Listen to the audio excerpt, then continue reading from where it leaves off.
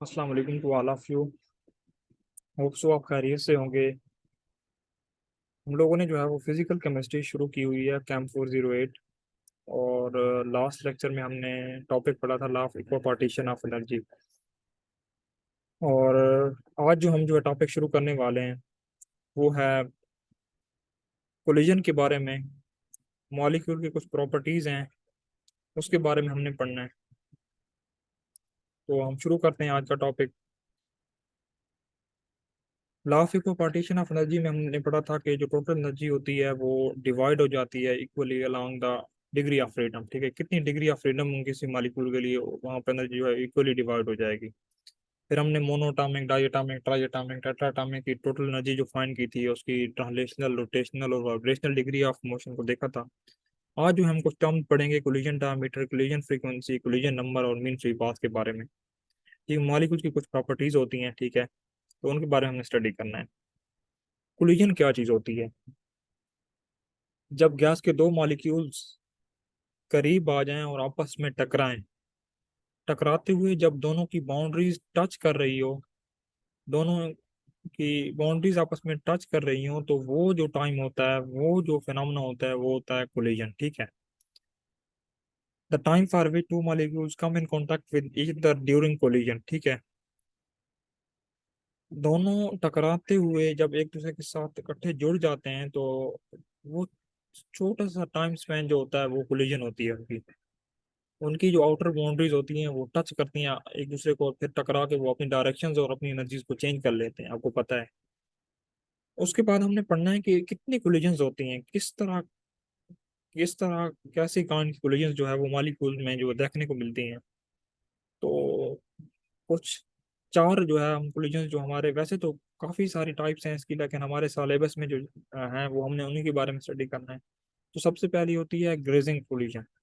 Molecules parallelly move कर रहे हैं, एक ऐसा पॉइंट आएगा कि उनकी बाउंड्रीज जो है वो टच करेगी एक दूसरे के साथ, वो होगी ग्रेजिंग कोलिजन। जब दोनों मॉलिक्यूल्स पैरेलली मूव कर रहे हैं और एक जगह पे आते हुए उनकी बाउंड्रीज टच कर जाएं, तो वो होती है ग्रेजिंग कोलिजन। ठीक है, इसकी वेलोसिटी भी सी बार है, इसकी वेलोसिटी भी सी बार है, तो टोटल जो वेलोसिटी होगी उस टाइम पे जब वो कोलिजन कर रहे होंगे, उस टाइम पे जो टोटल वेलोसिटी होगी वो 2 c बार हो जाएगी। उन दोनों की वेलोसिटी जो है वो एड अप हो जाएंगी। इसके बाद जो है ना वो हेड ऑन कोलिजन जो है वो देखना है। जब दो मॉलिक्यूल लाइन में, स्ट्रेट लाइन में मूव कर रहे हो, स्ट्रेट लाइन में मूव करते हुए एक मॉलिक्यूल इधर मूव कर रहा है और एक मॉलिक्यूल इस साइड मूव कर रहा है, स्ट्रेट लाइन में मूव कर रहे हैं, और एक टाइम आया कि उनकी जो बाउंड्रीज हैं वो आपस में टच हो जाएं, ठीक है, तो उस वक्त जो उसकी वो टाइप वाली कोलिजन होगी वो होगी हेड ऑन कोलिजन। ठीक है, when two molecules moving in a straight line come in contact with each other and move head to head, मतलब हेड टू हेड वो एक दूसरे के साथ साथ आ जाएं, ठीक है, और उस वक्त जो कोलिजन हो वो होती है हेड ऑन कोलिजन। ठीक है, फिर उसके बाद जो है वो राइट एंगल कोलिजन है। जब दो मॉलिक्यूल्स, एक मॉलिक्यूल ऐसे, फर्ज कर लें एक मॉलिक्यूल इस लाइन में मूव कर रहा है और एक मॉलिक्यूल इस लाइन में नीचे आ रहा है, ठीक है, एक टाइम है कि वो इस पॉइंट पे आके कोलाइड कर जाएं, ठीक है, और फिर जो उसकी वो कोलिजन होगी वो होगी right angle collision. Right angle collision का मतलब ये है कि जब दोनों मॉलिक्यूल्स परपेंडिकुलरली मूव कर रहे हो एक दूसरे के, एक मॉलिक्यूल स्ट्रेट लाइन मूव कर रहा है, दूसरा उसके बिल्कुल परपेंडिकुलरली मूव कर रहा है, ठीक है, जैसे यहाँ मैंने डायग्राम बताया, तो उस वक्त जो है जो कोलिजन होगी वो होगी राइट एंगल्ड कोलिजन। ठीक है, तो राइट एंगल्ड कोलिजन के लिए हमने जो वेलोसिटी की, टोटल वेलोसिटी की जो वैल्यू है वो पाइथागोरस थ्योरम लगा के जो है वो फाइंड करनी है। Hypotenuse square equal to base square altitude square, उसकी जो है ना मैंने कैलकुलेशन यहाँ पे की हुई है कि जब इनकी जो एडअप होंगी वो 2 c बार आएगा, तो जो है वो हम लोग जो है इसकी वैल्यू जो है वो यहाँ पे फाइंड कर लेंगे। ठीक है, फिर यहाँ पे हमने स्क्वायर रूट ले लेना है, ठीक है, और हमने जो है ना टोटल वेलोसिटी जो है ना वो हमारे पास जो राइट एंगल्ड कोलिजन के टाइम स्पेन के मुताबिक जो भी वेलोसिटी होगी, टोटल वेलोसिटी वो हमने यहाँ फाइंड कर लेनी है। ठीक है, उसके बाद आता है इलास्टिक कोलिजन। इलास्टिक कोलिजन ऐसी टाइप ऑफ कोलिजन है जब दो मॉलिक्यूल्स कोलाइड तो कर रहे हो लेकिन उनके अंदर ना एनर्जी का लॉस हो रहा हो और ना वो बाहर से एनर्जी गेन कर रहे हो। मतलब एक आइडियल जो है ना वो सिस्टम में वो कोलाइड कर रहे हैं, ना एनर्जी बाहर से अंदर आ रही है और ना अंदर से बाहर जा रही है। तो उस टाइप के कोलिजन को कहते हैं इलास्टिक कोलिजन, ठीक है। ये जो है टाइप्स ऑफ कोलिजन आपको जो है ना वो समझ आ गई होगी। आगे हमने कुछ टर्म्स के बारे में पढ़ना है, कोलिजन डायमीटर के बारे में। जब दो मॉलिक्यूल्स कोलाइड कर रहे हो ड्यूरिंग कोलिजन, जब उनकी बाउंड्रीज टच कर रही हो एक दूसरे के साथ, तो उस वक्त उन दोनों के सेंटर्स के दरमियान जो क्लोजेस्ट डिस्टेंस है वो होता है कोलिजन डायमीटर, जिसको हम सिग्मा से ज़ाहिर करते हैं। अब दो देखें मॉलिक्यूल जो है वो कोलाइड कर रहे हैं, उनकी बाउंड्रीज टच कर रही हैं, ठीक है। उस शॉर्ट टाइम स्पैन के मुताबिक उन दोनों के सेंटर से जो डिस्टेंस होता है वो कोलिजन डायमीटर होता है, ठीक है। फिर हम जो है कोलिजन फ्रीक्वेंसी की बात करते हैं, ठीक है। कोलिजन फ्रीक्वेंसी क्या होती है कि फर्ज कर लें आपके पास एक सिलेंडर है गैस का, ठीक होगा। उसके अंदर गैस पड़ी हुई है, तो उसके अंदर एक जो यूनिट वॉल्यूम है, ठीक है, हमने उसको सेपरेट आउट करके उसकी स्टडी करनी है, ठीक है। एक यूनिट वॉल्यूम में कितनी कोलिजन्स हो रही हैं एक सेकंड में, वो होगी collision frequency. Number of collisions taking place per second per unit volume of gas, ठीक है। एक वॉल्यूम पड़ा है गैस का, ठीक हो गया। उसमें से हमने यूनिट वॉल्यूम को स्टडी करना है, यूनिट वॉल्यूम को बाहर लेके आएंगे और उनमें जितनी कोलिजन्स हो रही हो मॉलिक्यूल की 1 सेकंड में, वो होगी कोलिजन फ्रीक्वेंसी। और कोलिजन फ्रीक्वेंसी हर गैस की डिफरेंट होती है, depending upon the velocity of gas molecule, size of gas molecule, और उनके अंदर इंटरमोलिकुलर डिस्टेंस और इंटरमोलिकुलर फोर्सेस की क्या नेचर है, ठीक है। तो ये है कोलिजन फ्रीक्वेंसी, जिसको हम Z1 से जाहिर करते हैं। फिर आगे आता है collision number. Mean free path के बारे में मैं आपको बताता हूँ। कोलिजन फ्रीक्वेंसी और कोलिजन नंबर के बारे में बहुत स्टूडेंट जो है ना वो भूल जाते हैं, कोलिजन नंबर को कोलिजन फ्रीक्वेंसी ले लेते हैं। ऐसा नहीं है, कोलिजन फ्रीक्वेंसी हमने सिर्फ एक यूनिट वॉल्यूम को स्टडी की है। लेकिन कोलिजन नंबर में क्या होता है कि फॉर एग्जाम्पल एक हमारे पास सिलेंडर है गैस का, उसके अंदर जितने भी मॉलिक्यूल हैं सारे के सारों की जो भी कोलिजन होगी, नंबर ऑफ कोलिजन होगी एक सेकंड में, वो कोलिजन नंबर होगा, ठीक है। जितने भी मॉलिक्यूल्स हैं वो जितनी भी कोलिजन कर रहे हैं एक सेकंड में, उनका जो है ना उनको स्टडी करना कोलिजन नंबर होगा। Number of molecules happening in all the molecules, number of collisions happening in all the molecule in the 1 centimeter of gas in 1 second is called as collision number। collision number को हम Z2 से जो है उधार करते हैं और इसका जो है ना हमने मल्टीप्लाई किया हुआ, देखें अब फ्रीक्वेंसी को जो है ना नंबर ऑफ मॉलिक्यूल्स हमने मल्टीप्लाई कर लिया और 2 से डिवाइड कर लिया है। अब कोलिजन फ्रीक्वेंसी को हमने जो है ना डायरेक्टली जब हम नंबर ऑफ मॉलिक्यूल से मल्टीप्लाई करेंगे तो हमारे पास कोलिजन नंबर आएगा, लेकिन हमने उसको 2 से डिवाइड करना है। 2 से डिवाइड इसलिए किया है ताकि जो एक कोलिजन हो रही हो वो 2 मरतबा काउंट ना हो, मतलब दो मॉलिक्यूल जब कोलाइड कर रहे हो तो उनकी एक कोलिजन होती है ना। इस तरह ना हो कि दो मॉलिक्यूल एक बार कोलाइड कर रहे हैं और जब कोलाइड कर रहे हो तो उसकी अलग एक की कोलिजन अलग और दूसरी कोलिजन अलग, ये काउंट ना हो। मतलब एक कोलिजन जो है वो एक बार में काउंट हो, एक कोलिजन 2 बार, ट्वाइस बार जो है वो काउंट ना हो, ठीक है। तो हमने इसलिए इसको 2 से डिवाइड किया यहाँ पे। कोलिजन फ्रीक्वेंसी जो है वो हमने एक पर यूनिट वॉल्यूम के अंदर नंबर ऑफ कोलिजन को बताना है, और कोलिजन नंबर के अंदर हमने जितने भी मॉलिक्यूल्स हैं गैस के उस सिलेंडर में हमने उसको बताना है, ठीक है। मीन फ्री पाथ के अंदर हमने क्या बात करते हैं। फॉर एग्जाम्पल एक मॉलिक्यूल है ए, ठीक है, वो सिलेंडर में पड़ा हुआ है, उसके साथ B C D E F G H I J K सारे मॉलिक्यूल पड़े हैं। वो अब ए मॉलिक्यूल हर बी से भी कोलाइड करेगा, सी से भी कोलाइड करेगा, डी से भी कोलाइड करेगा, ई से एफ से सबसे कोलाइड करेगा। मेन फ्री पाथ क्या होता है, सबसे पहले फ्री पाथ मैं आपको बताता हूँ, ठीक है। फ्री पाथ होता है कि एक मॉलिक्यूल का दूसरे मॉलिक्यूल के साथ कोलाइड करते हुए डिस्टेंस। फॉर एग्जाम्पल ए जो है वो बी से कोलाइड कर रहा है, ठीक है, उसका जो डिस्टेंस होगा वो फ्री पाथ होगा। फिर वो सी से जो है कोलाइड करेगा तो उसका फ्री पाथ हो जाएगा, फ्री पाथ 2 हो जाएगा। फिर वो डी से जो है ना वो कोलाइड करेगा तो फ्री पाथ 3 हो जाएगा। इस तरह वो डिफरेंट मॉलिक्यूल्स के साथ जो भी वो डिस्टेंस तय करेगा फॉर द कोलिजन, तो वो उसके डिफरेंट फ्री पाथ्स हो जाएंगे, ठीक है।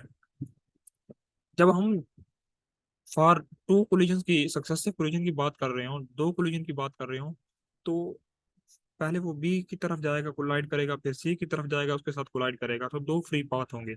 जब हम उसका मीन लेंगे, एवरेज डिस्टेंस लेंगे for the time for the distance, average distance which is covered by a molecule between the two successive collision। एक मॉलिक्यूल को कितना डिस्टेंस तय करना पड़ा है, एवरेज डिस्टेंस तय करना पड़ा है कि वो बी के साथ भी कोलाइड कर ले और सी के साथ भी कोलाइड कर ले। फॉर एग्जाम्पल एक ए मॉलिक्यूल है, यहाँ पे बी मॉलिक्यूल पड़ा हुआ है, यहाँ पे सी पड़ा हुआ है। वो पहले इधर जाएगा बी के साथ कोलाइड करेगा, फिर इधर जाएगा सी के साथ कोलाइड करेगा।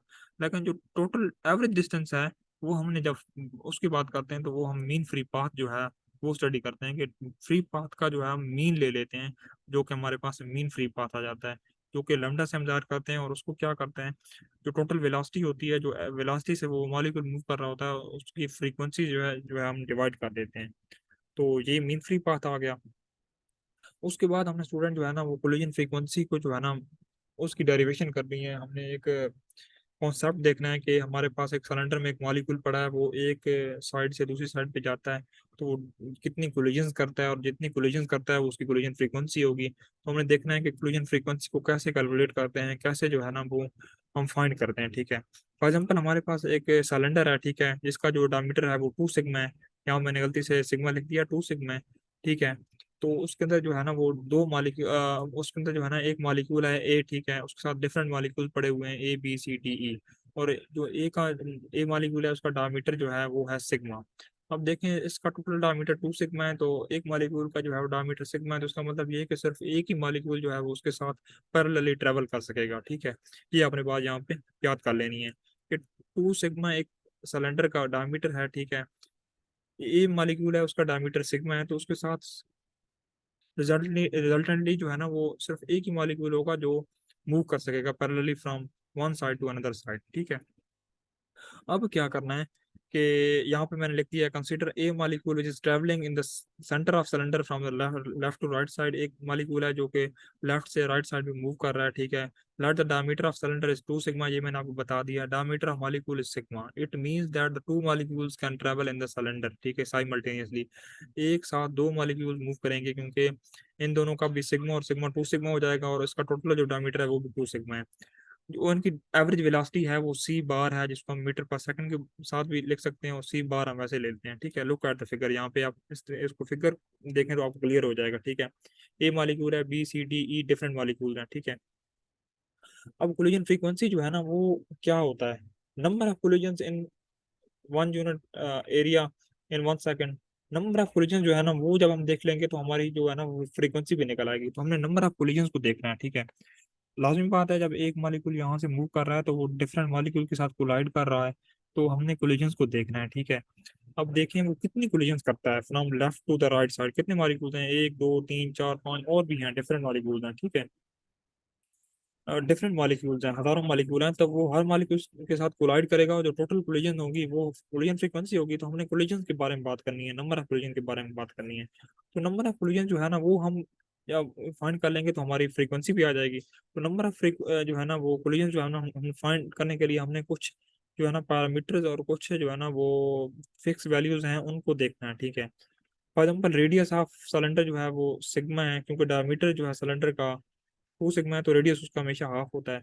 सबसे पहले हमने उस सिलेंडर के बेस एरिया को फाइंड करना है, और बेस एरिया जो है ना वो होता है पाई आर का स्केयर। ठीक है, रेडियस का स्केयर और साथ में पाई को मल्टीप्लाई कर देते हैं। अब आर की जो रेडियस की वैल्यू है यहाँ पे सिग्मा है, तो यहाँ पे पाई सिग्मा का स्केयर हो जाएगा। और लेंथ ऑफ सिलेंडर जो है वो सी बार है। वो हमने कैसे किया है कि जो वेलोसिटी है वो ओवरऑल सी बार एवरेज वेलोसिटी है। ठीक है, यहाँ से लेकर यहाँ तक, तो सिलेंडर की लेंथ भी इसी के अलॉन्ग है, तो हमने उसकी लेंथ और वेलोसिटी को एक ही नाम दे दिया सी बार का, because average velocity from for a molecule moving from left to the right. ठीक है, तो जो वो सी बार की वैल्यू है वो अलॉन्ग द लेंथ है, तो हमने लेंथ जो है वो सी बार ले लिए यहाँ पे। ठीक है, तो यहाँ पे लेंथ ले लिए। अब क्या करेंगे, हमने उस वॉल्यूम को देखना है, सिलेंडर के वॉल्यूम को। बेस एरिया को जब हम लेंथ से मल्टीप्लाई करेंगे, बेस एरिया की वैल्यू हमने पाई सिग्मा स्क्वायर और लेंथ सी बार है हमारे पास, तो हमारे पास वॉल्यूम ऑफ सिलेंडर जो है ना वो आ गया। ठीक है, अब हमने क्या करना है स्टूडेंट, मैंने आपको बताना है कि नंबर ऑफ कोलिजन हम फाइंड कर रहे हैं। तो नंबर ऑफ कोलिजन के लिए क्या है कि हमारे पास नंबर ऑफ मॉलिक्यूल जो हैं वो कितने हैं वो हमें पता होना चाहिए, और उसके साथ हमने क्या करना है कि वॉल्यूम को मल्टीप्लाई कर देना है कि उस सिलेंडर का अंदर मॉलिक्यूल्स कितने हैं और उसका वॉल्यूम कितना है। नंबर ऑफ मॉलिक्यूल्स को जब हम वॉल्यूम से मल्टीप्लाई करेंगे तो हमारे पास नंबर ऑफ जो है ना वो मॉलिक्यूल्स आ जाएंगे, और नंबर ऑफ मॉलिक्यूल जब आ जाएंगे तो नंबर ऑफ मॉलिक्यूल से हम उसकी कोलिजन्स भी बता देंगे। ठीक है, जितनी हमारे नंबर ऑफ मॉलिक्यूल्स आएंगे तो उतनी ही नंबर ऑफ कोलिजन्स होंगे। नंबर हमारी कुल फाइंड करने के लिए हमारे बेस जो वॉल्यूम है वो वॉल्यूम हमने यहाँ पे निकाल लिया है, और number of molecules in 1 centimetre of gas वो हमने सपोज कर लिया कि वो हमारे पास स्मॉल एन है। ठीक है, let the number of molecule in 1 centimetre cubic area is equal to N, small N. ठीक है, वो हमने मल्टीप्लाई किया, तो number of molecules in the cylinder हमारे पास इस सिलेंडर मॉलिक्यूल के अंदर जितने भी सिलेंडर के जितने भी मॉलिक्यूल्स हैं वो हमारे पास आ गए हैं, जो कि है पाई सिग्मा स्क्वायर सी बार और एन, ठीक है। पाई सिग्मा स्क्वायर सी बार और एन, ठीक है। अब सी जो है वो है एवरेज वेलोसिटी, ठीक है। और यहाँ पे हमने लेंथ ली थी, लेकिन यहाँ पे एवरेज वेलोसिटी है, ठीक है। जब मॉलिक्यूल हमने क्या फाइंड कर रहे हैं, कोलिजन फ्रीक्वेंसी के बारे में बात कर रहे हैं, तो हमने नंबर ऑफ कोलिजन को देखना है, नंबर ऑफ मॉलिक्यूल्स हमारे पास आ गए हैं, ठीक है। स्टूडेंट देखें, जब सिलेंडर में मॉलिक्यूल मूव कर रहा होता है ना, तो सबसे ज्यादा चांस होता है कि वो राइट एंगल रिपेंडिकुलरली आपस में मॉलिक्यूल जो है ना वो ज्यादा कोलाइड करते हैं, ठीक है। बाकी हेड ऑन हेड कोलिजन से और ग्रेजिंग कोलिजन से राइट एंगल जो कोलिजन होती हैं वो ज्यादा होती हैं। तो हम लोग जो है वो सी बार को रिप्लेस कर देंगे टू सी बार से, जो कि राइट एंगल कोलिजन की वैल्यू है। हमने सी बार की जगह जो है वो two C bar under root जो है ना वो हमने इसको रिप्लेस कर देना है, बाकी फार्मूला उस तरह ही रहेगा। यहाँ पे देखें पाई सिग्मा स्क्वायर और सी बार की जगह हमने टू सी बार लिख देना है, और एन जो है वो साथ ऐसे ही आ जाएगा, ठीक है। ये हमारे पास आ गई है स्टूडेंट नंबर ऑफ कोलिजन्स। और नंबर ऑफ कोलिजन्स क्या चीज़ होती है, फ्रीक्वेंसी होती है। तो यहाँ पे देखें हमने जो है ना वो वैल्यू जो है वो नंबर ऑफ कोलिजन्स जो है नंबर ऑफ मॉलिक्यूल्स निकाल लिया है, नंबर ऑफ कोलिजन्स भी हमारे पास आ गई हैं, और फिर हमारे पास फ्रीक्वेंसी भी आ गई है। नंबर ऑफ कोलिजन्स को फ्रीक्वेंसी के साथ जो है ना रिलेट कर सकते हैं, जितनी नंबर ऑफ कोलिजन्स होंगी उतनी नंबर ऑफ उतनी हमारे पास फ्रीक्वेंसी होगी, ठीक है। उसके बाद हमने देखना है कि हमारे पास जो है ना हमने फार्मूला पढ़ा था सिग्मा मीन फ्री पाथ के बारे में, कि जो एवरेज डिस्टेंस होता है एक मॉलिक्यूल को बिटवीन टू सक्सेसिव कोलिजन तय करते हुए कितना डिस्टेंस तय करना पड़ता है, तो वो हमारे पास होता है मीन फ्री पाथ, ठीक है। अब हम इसका फार्मूला हमने पढ़ा था सी बार ओवर जेड वन। ये फार्मूला कहाँ से आता है, ठीक है। तो फार्मूला यहाँ से आता है, आपने एक क्वेश्चन पढ़ी है नाइन्थ क्लास में, I think. S is equal to V T, ठीक है। वेलोसिटी और टाइम, और ये है डिस्टेंस, ठीक है। अब जो है ना ये वी जो है वो साइड पे हो जाएगा, और एस जो है ना वो उसके साथ टाइम जो है वो उधर आके जाके डिवाइड हो जाएगा, ठीक है। अब यहाँ पे जो एस डिस्टेंस है वो हमने साइड पे रख लिया है, और वन बाई टी जो है ना वो होता है फ्रीक्वेंसी के बराबर। तो फ्रीक्वेंसी की जगह हमने जेड वन लिख दिया है, ठीक है। और हमारे पास जो डिस्टेंस है वो लेमडा है, तो हमने वी को जो है वो सी बार जो है लिख लिया है यहाँ पे, ठीक है। वन बाई टी फ्रीक्वेंसी के इक्वल होता है, तो V equal to S F, S और एफ मल्टीप्लाई किया है। एस की जगह हमने लेमडा लिख लिया, फ्रीक्वेंसी की जगह जेड वन, और वी की जगह हमने सी बार लिख लिया है। तो हमने क्या करना है, लेमडा की वैल्यू फाइंड करना है, तो लेमडा इधर पर रहेगा, जेड वन जो है वो नीचे आके डिवाइड हो जाएगा, तो हमारे पास ये वैल्यू आ गई है। अब हमने जेड वन के अंदर जो है ना उसकी वैल्यूज को पुट कर देना है, जो हमारे पास उन्हें ऊपर कैलकुलेट की हैं, ठीक है। तो जेड वन की जब वैल्यूज कैलकुलेट करेंगे तो हमारे पास लेमडा की जो है ना वो वैल्यू आ जाएगी। उसके बाद हमने कोलिजन नंबर को देखना है, कोलिजन नंबर जो है वो कैसे निकालते हैं हम लोग, ठीक है। कोलिजन नंबर का हमने फार्मूला पढ़ा हुआ है, ठीक है। हमने जेड वन की जो है ना वो वैल्यूज लिख लेनी है, यहाँ पे जेड वन की values one by two N equal multiply by under root two N pi sigma square और सी। अब स्टूडेंट देखें, वन बाय टू और जब उसके साथ अंडर रूट टू मल्टीप्लाई हो रहा हो ना, तो हमारे पास मैथमेटिशियंस ने हमने जो है ना वो हमें एक चीज़ फाइंड करके दी हुई है कि under root two divide by जब टू होगा ना, तो उसकी वैल्यू हमेशा one by under root two होगी। तो हमने यहाँ पे वैल्यू लिख ली है वन बाय अंडर टू, और N square C bar pi sigma square, ये वैल्यू हमें वैसे ही आ गई है। अब स्टूडेंट यहाँ पे देखें, जो सी बार है ना ये एवरेज वेलोसिटी है, इसकी वैल्यू कैलकुलेटेड फॉर्म में हमें दी गई है 8 RT और पाई एम। ये हमने यहाँ पे जो है ना वो सी की वैल्यू पुट कर ली है, बाकी चीज़ें उसी तरह पड़ी रही हैं। तो हमारे पास जो है ना वो कोलिजन नंबर का जो है ना वो फार्मूला आ गया है। अब इस इक्वेशन से हम क्या बता सकते हैं, जो हमारा कोलिजन नंबर होता है वो डायरेक्टली प्रोपोर्शनल होता है नंबर ऑफ मॉलिक्यूल्स के, डायरेक्टली प्रोपोर्शनल होता है मीन फ्री पाथ के, ठीक है। कोलिजन डायमीटर के, ठीक है। मीन फ्री पाथ कहता हूँ, कोलिजन डायमीटर के स्केयर के जो है ना वो डायरेक्टली प्रोपोर्शनल होता है, और नंबर ऑफ मॉलिक्यूल्स के स्केयर के डायरेक्टली प्रोपोर्शनल होता है। और इनवर्सली प्रोपोर्शनल होता है मोलर मास के स्क्वायर रूट्स के, और डायरेक्टली प्रोपोर्शनल होता है टेम्परेचर के स्क्वायर रूट के, ठीक है। तो ये चार टर्म्स हैं, यहाँ पे आपने जो है ना इस क्वेश्चन को देखना है कि ये कोलिजन नंबर की इक्वेशन बता के आ रही है, directly proportional to square of the square root square of the collision diameter square of the number of molecule square root of the temperature and inversely proportional to the square root of molar mass. तो ये था आज का topic. जो इसमें हमने क्या किया है, कोलिजन के बारे में बात की है, कोलिजन की टाइप्स देखी हैं, कोलिजन डायमीटर, कोलिजन फ्रीक्वेंसी देखी है, और कोलिजन फ्रीक्वेंसी को जो है हमने जो है वो फाइंड किया है, ठीक है। तो ये आज का टॉपिक है। चलो नेक्स्ट लेक्चर में मिलते हैं, और ये टॉपिक इसके बाद हमने जो है ना वो काइनेटिक थ्योरी ऑफ गैस वो स्टडी करना है। तो आप इस टॉपिक को पढ़ें, अगर कोई आपको समझ नहीं आती तो कमेंट सेक्शन में जो है ना वो क्वेश्चन पूछें, I will try my best to answer the question. अल्लाह हाफिज।